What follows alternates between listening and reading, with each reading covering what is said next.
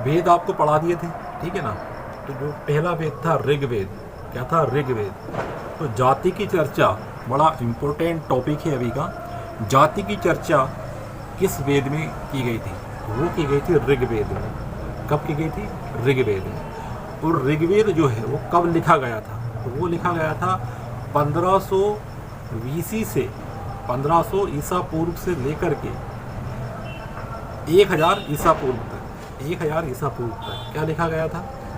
ऋग्वेद। वो जो तीनों वेद थे वो ऋग्वेद, सामवेद और यजुर्वेद, ठीक है ना। तो ऋग्वेद के अंदर किसकी चर्चा है? जाति की चर्चा है। इसमें ऋग्वेद में, ऋग्वेद में किसकी चर्चा दी गई है?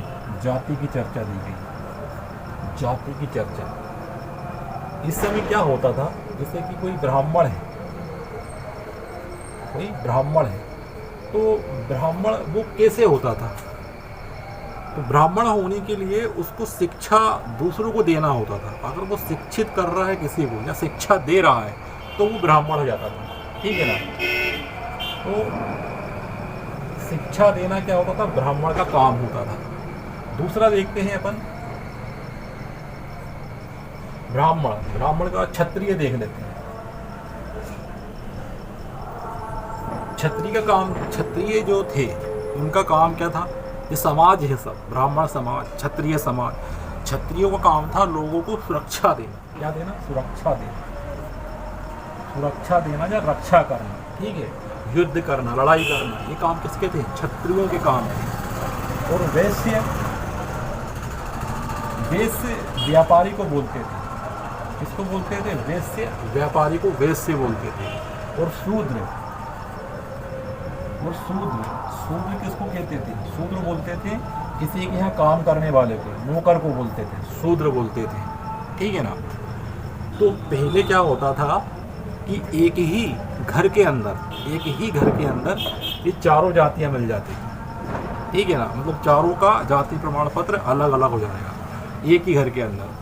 तो क्योंकि एक ही घर के अंदर जैसे एक पिता के 4 पुत्र हैं, एक कोई शिक्षा दे रहा है तो वो ब्राह्मण हो गया, कोई फौज में भर्ती हो गया तो वो क्या हो गया? क्षत्रिय हो गया। कोई व्यापार में लग गया तो वो क्या हो गया? वैश्य हो गया।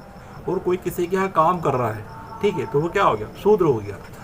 तो ये जो था ऋग्वेद में, ठीक है ना। तो ऋग्वेद में जो वैदिक काल में था, तो इस समय जो व्यवस्थाएं थी वो योग्यता के आधार पर व्यवस्थाएं थी। योग्यता के आधार पे उनकी जाति का निर्धारण होता था, ठीक है ना। मगर जब उत्तर वैदिक काल आया, कौन सा? उत्तर वैदिक काल आया, उत्तर वैदिक काल आया, तब क्या हुआ भैया? जाति के आधार पे होने लगा। पटाखे फूट रहे हैं भैया। आज राम भगवान जी का मंदिर का आज उद्घाटन हो चुका है, मतलब, ठीक है। उसी उपलक्ष्य में पटाखे फूटे जा रहे हैं, ये देखो। तो उत्तर वैदिक काल में, उत्तर वैदिक काल कितना था? 600, 1000 से 1000 ईसा पूर्व से लेकर के 600 ईसा पूर्व तक, 1000 ईसा पूर्व से लेकर के 600 ईसा पूर्व तक क्या था? वैदिक अपना उत्तर वैदिक काल था। उत्तर वैदिक काल था जिसमें जाति का निर्धारण वंश के आधार पे किया जाने लगा। अब योग्यता के आधार पे नहीं किया जाने लगा, वंश के आधार पे किया जाने लगा। मान लो कि ब्राह्मण के यहाँ पर कोई बच्चा पैदा हो गया, अब तो वो ब्राह्मण हो जाएगा, भले ही उसको पढ़ाना नहीं आता हो, ठीक है। या फिर क्षत्रिय के यहाँ पर, क्षत्रिय की कोई संतान हुई, वो भले ही सुरक्षा नहीं दे रही हो, कोई है ना, रक्षा का काम नहीं कर रही हो, तब भी वो क्षत्रिय कहलाएगा। अगर कोई वैश्य के यहाँ पर किसी ने जन्म ले लिया तो वो क्या बन जाएगा? सीधे वैश्य बन जाएगा, भले वो व्यापार नहीं कर रहा। तो ये क्या? वंश के आधार पे। तो पहले की जो व्यवस्थाएं थी वो कितनी बेहतरीन व्यवस्थाएं थी, आप बताएं, ठीक है ना दोस्तों। चलो, ये छोटी सी इन्फॉर्मेशन थी, फिर मिलते हैं। जय हिंद, जय भारत।